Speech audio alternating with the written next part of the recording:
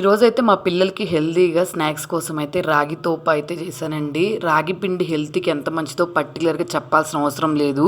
చిన్న పిల్లలకైనా, పెద్దవాళ్ళకైనా, పుష్పవతి అయిన పిల్లలకైనా, అవుతున్న పిల్లలకైనా, ప్రెగ్నెంట్ లేడీస్కైనా, డెలివరీ ఉన్న బాలింతలకైనా, ఎవరికైనా రాగి పిండి అయితే హెల్త్కి చాలా మంచిది కదా. ఇందులోకి స్వీట్నెస్ కోసం బెల్లం అయితే యూజ్ చేశాను. బెల్లం కూడా హెల్త్కి మంచిది కదా, కాబట్టి ఖచ్చితంగా ట్రై చేయండి.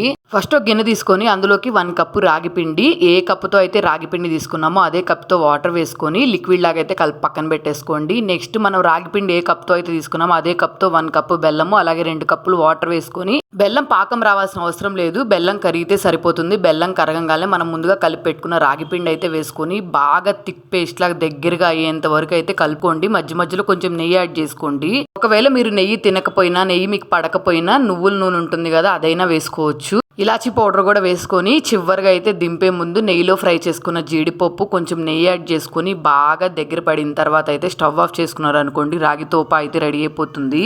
టేస్ట్ అయితే ఎంత బాగుందో పర్టికులర్గా మాటల్లో చెప్పాల్సిన అవసరం లేదు. బాగా వేడిగా తింటుంటే ఒక టేస్ట్, చల్లారిన తర్వాత తింటే ఇంకో టేస్ట్ ఉంది. ఖచ్చితంగా మీ పిల్లల కోసం హెల్తీగా చూస్తుంటే ట్రై చేయండి. నచ్చితే సబ్స్క్రైబ్ చేసుకొని వెళ్ళండి.